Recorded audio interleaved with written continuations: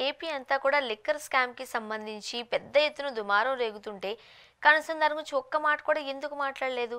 అసలు ఏం జరిగిందో ఎందుకు ప్రజలకు తెలియపరచడం లేదు? జగన్మోహన్ రెడ్డి గారి కాన్ఫిడెన్స్ లెవెల్ అవి. అంటే మద్యం కేసులో మమ్మల్ని ఎవరు ఏమీ చేయలేరు అని ఆయన నమ్ముతున్నాడు. హ్మ్. వివరణ కూడా ఇయ్యలేదు కనీసం. అదన్నా మామూలుగానే చెప్పాలి కదా! వివరణ కూడా ఇయ్యలేదు. ఎందుకంటే తెలుగుదేశం ఈ కేసులో మేము ఏ తప్పు చేయలేదు అని ఆయన బలంగా నమ్ముతున్నాడు. నిజానిజాలేంటో సిట్టికి తేలుస్తుంది. బట్ జగన్మోహన్ రెడ్డి గారు ఏ తప్పు చేయలేదు కాబట్టి మమ్మల్ని ఏమీ కాదు అనే ధైర్యం ఉంది. రెండో కోణం ఏంటుంది? వాళ్ళందరికీ ఏమవుతుంది 2 నెలలు, 3 నెలలు, 4 నెలలు మళ్ళీ వస్తాం గదా! నేను 16 నెలలు ఉండలేదా? ఉంటాం మళ్ళీ అని మాట్లాడుతున్నాడంటే ఒకవేళ వాళ్ళు రాజకీయ కోణంతో అరెస్ట్ అనుకుని నేను రెడీ అంటున్నాడు. 2 ఉన్నాయి అక్కడ. నంబర్ 1 మేము తప్పు చేయలేదు కాబట్టి మమ్మల్ని ఏమి చేయలేరు. నంబర్ 2 మీరు రాజకీయ కోణంలో చేయదలుచుకున్నారో నేను రెడీగా ఉన్నాను. నేను వస్తాను అని సిద్ధపడిపోయినాడు ఆయన. ఏం చేస్తారో చేయండి అని. మళ్ళీ వచ్చినాక మేమేంటో చూపిస్తాం అంటున్నాడు. అంటే అర్థం ఏంటి? మద్యం కేసుని ఆయన సీరియస్‌గా తీసుకోవట్లేదు. సీరియస్‌గా తీసుకోవట్లేదు మీన్స్ తప్పు జరగలేదని ఆయన భావిస్తున్నాడు. మమ్మల్ని ప్రభుత్వం వ్యవస్థ దగ్గర ఏ ఆధారాలు లేవని నమ్ముతున్నాడు. మూడోది ఒకవేళ వాళ్ళకి రాజకీయ కోణంలో అరెస్ట్ చేస్తే నేను ఎళ్లి మళ్ళీ రావడానికి సిద్ధంగా ఉన్నాను అని చెప్పేస్తున్నాడు. అంటే ఆయన పోవడానికి రెడీ అయిపోయినాడు. వాళ్ళు వాళ్ళు తీసుకోబోదలుచుకుంటే. కానీ పోతే ఏమవుతుంది అనే దాని గురించి కాదు. దానికి రెడీ అంటున్నాడు. వ్యవస్థాగత ఏర్పాటు చేసుకుంటున్నాడు. కాబట్టి జగన్మోహన్ రెడ్డి గారి మద్యం కేసుని కాక ఏ కేసుని పట్టించుకునే పరిస్థితిలో లేడు. అంటే ఏ కేసు కూడా నన్ను ఏమీ చేయలేదు. నా వైపు నుంచి తప్పు జరగలేదనే నమ్మకం ఒకటి, ఆయన నమ్మకం. 2 ఒకవేళ బై మిస్టేక్ ప్రభుత్వం గాని ముందుకెళ్ళి అరెస్ట్ చేయదలుచుకుంటే నేను రెడీగా ఉన్నాను. ఫేస్ చేస్తాను. మీరు కూడా రెడీగా ఉండండి మిమ్మల్ని కూడా అరెస్ట్ చేస్తే. అరెస్ట్‌లకు భయపడొద్దండి అనే పరిస్థితికి వచ్చేసారు. ఇప్పుడు అంబటి రాంబాబు గారు మొన్న ఒక సెటైర్ ఏసారు కదా! హ్మ్. ముందే చెప్పేస్తే నేనే సర్దుకొని వచ్చేస్తాను బట్టలు అంటున్నాడు. ఇంతకుముందు ఏందది? దాని అర్థం ఏంటి? ఎటకారం. ఎటకారం మాత్రమే కాదు. ఒక రకమైనటువంటి నైరాశ్యం అనలేను గాని అలవాటైపోయింది. పోయేద్దాంలే ఒక 3 నెలలు. వైసీపీ కార్యకర్తలందరూ చర్చ ఏందంటే ఒక 3 నెలలు పోయేద్దాంలే ఏదో తీర్థయాత్రలు పోయొచ్చినట్టు. ఇది అలవాటైపోతే భయం పోతుంది ఫస్ట్. ఇప్పుడు ఉదాహరణకు మిమ్మల్నైనా, నన్నైనా ఏమో పోలీసులు అరెస్ట్ చేస్తారేమో అని కొంచెం భయం ఉంటే కొంచెం ఒళ్ళు దగ్గర పెట్టుకుంటాం. తీర్థయాత్రలకు పోయించినట్టుగా ఏదో జమ్మూ కాశ్మీర్‌కు పోయించినట్టు, లేకపోతే సిమ్లాకి పోయించినట్టు, ఊటీకి పోయించినట్టు, పోయిచ్చేద్దాం వేసవి సెలవుల్లో అన్నట్టుగా, ఇప్పుడు ఈళ్ళు ఏదో తీర్థయాత్రలకు పోయించినట్టుగా రాంబాబు గారు మాట్లాడింది అదే గదా! మీరు ముందే చెప్పేస్తే నేను ప్యాంట్, షర్ట్ సర్దుకొని వస్తానన్నాడంటే, నైట్ ఎందుకు ఇబ్బంది పెడతారన్నారంటే, ఏదో తీర్థయాత్రలకు పోయించినట్టు తప్ప జైలుకి పోయి స్టేషన్‌కి కానీ పోయినట్టుందా? సార్ అక్కడే కదా ఇబ్బందొస్తుంది. ఈ చట్టాలన్నా, వ్యవస్థలన్నా మనం భయపడి కదా సొసైటీలో ఉండాలి.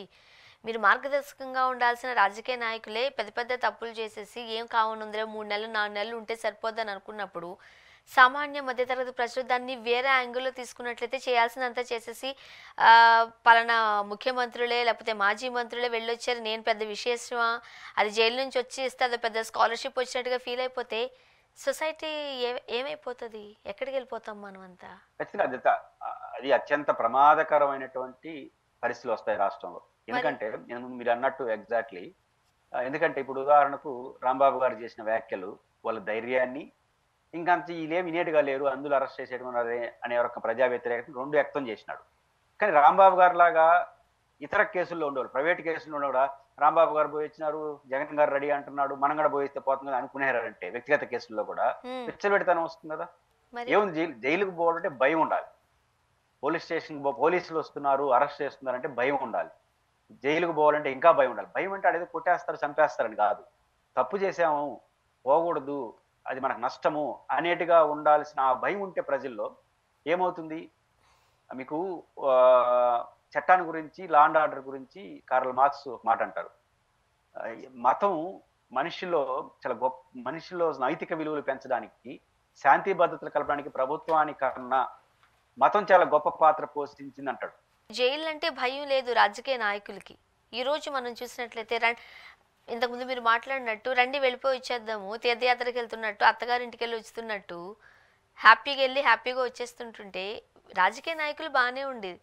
బట్ తర్వాత లేయర్ ఆఫ్ పీపుల్ దాన్ని ఎట్లా తీసుకుంటారు? ఏ తప్పు చేసినా ఏముందిలే ఎళ్ళొచ్చేద్దాం అనుకుంటే ఇబ్బందికరమైన పరిస్థితులు కదా సొసైటీలో. ఇప్పుడు ఇప్పుడు రాంబాబు గారి ఉద్దేశం విచ్చలవిడిగా అరెస్టులు చేస్తున్నారని చెప్పదలుచుకున్నాడు. హ్మ్. నేను భయపడట్లేదని ఆయన రైట్. రాంబాబు గారు ఎటకారంగా మాట్లాడినా ఆయన రైట్. పాయింట్ ఏంటంటే రాంబాబు గారు ఏ యాంగిల్‌లో మాట్లాడాడో సమాజం చూడదు. అంతే మీరు గదా! నేనేం చేస్తాం ఆయన ఒక ధైర్యాన్ని ఇచ్చాడు. కాబట్టి అవును. రాంబాబు గారు పోయిచ్చాడు మనం పోయొద్దాం. ఇప్పుడు రాంబాబు గారు దేనికి పోతాడు, పొలిటికల్ కేసులో పోతాడు. అది తప్పు కూడా కాదు. ఉమ్, అది వాళ్ళు చేయడం తప్పు ఒప్పులు ఎలా ఉండొచ్చు, వీళ్ళు పోయి రావచ్చు. కానీ రాజకీయాల్లో ఇట్లాంటి ఉన్నప్పుడు పోయి రావడాన్ని మనం ఏం తప్పట్టం. కానీ ఇప్పుడు మీరు నేను ఏదో ప్రైవేట్ నేరం చేసాం అనుకో, మనం కూడా రాంబాబు గారు లాగా వేద్దాం అనుకున్నాం అనుకో, ఇంకా విచ్చలవిడితనం వచ్చేస్తున్న, సొసైటీలో లా అండ్ ఆర్డర్ ఉంటుంది, నైతిక విలువలు ఉంటాయి, ప్రమాదకర ధోరణికి వస్తుంది. అవును. కాబట్టి రాంబాబు గారి వ్యాఖ్యలు పొలిటికల్ వరకే పరిమితం అయితే గుడ్. ఆయనకు ఒక భరోసా, ఏం భయపడద్దని, పోరాడండి ప్రజల కోసం, అరెస్ట్ అయితే త్వరలో వస్తామని. ఏమవుతుంది అరెస్ట్ అయితే? 3 పూట్ల భోజనం పెడతారు. నేను కూడా విద్యార్థి నాయకులు ఉన్నప్పుడు మా నాయకులు చెప్పేవాళ్ళు, తెల్లారితో 11 గంటలకు మంచి టిఫిన్ పెడతారు, సాయంత్రం భోజనం పెడతారు, ఆదివారం 200 గ్రాములు ఎంతో మాంసం పెడతారు, ఇవన్నీ చెప్తారు. అంటే ఎందుకంటే ఆ రోజు అటు చెప్పేవాళ్ళంటే అరెస్టులకు మన ప్రజల కోసం పోరాడుతున్నప్పుడు అరెస్టుల కోసం భయపడద్దని భరోసా ఇవ్వడం కోసం చెప్పేవాళ్ళు నేను విద్యార్థి నాయకుడు ఉన్నప్పుడు. ఇప్పుడు అది ఇట్లా కూడా ఇట్లా మారిపోయి ఇప్పుడు రేపు రాంబాబు గారు వీళ్ళందరూ నేను కూడా పోయి వచ్చినాను, ఆడేం పర్వాలేదు, ఉదయం 11 గంటల మంచి టిఫిన్ పెడతారు, పని గడలేదు, 2 పూటలు తింటే సరిపోతుంది, హాయిగా కూర్చొని రిలాక్స్. మన రాజకీయాల్లో బయట ఉంటే కష్టంగా ఉంటుంది, అడవి 2 3 రిలాక్స్ అయితే మళ్ళీ బాగా పని చేసుకోవచ్చు అనేది కాదు అలవాటు చేసుకుంటే, రాజకీయ నాయకులు అలవాటు చేసుకుంటే పర్వాలే. రేపు మామూలు పని చేసే వాళ్ళు కూడా ఇదేదో బాగుంది అనుకున్నారు అనుకోండి, సమాజం తప్పుదోవ పడుతుంది. అందువల్ల రెడ్ బుక్ పక్క పోవాలి, ప్రజల బుక్ పక్కకు పోయి రాజ్యాంగం అనే బుక్కే స్పిరిట్ తో పనిచేస్తే, లేకపోతే మాత్రం విచ్చలవిడితనం వస్తే మీరు అన్నట్టు చాలా ప్రమాదకర పరిస్థితులు వస్తాయి. చూద్దాం సార్ ఏం జరగబోతుందో. థ్యాంక్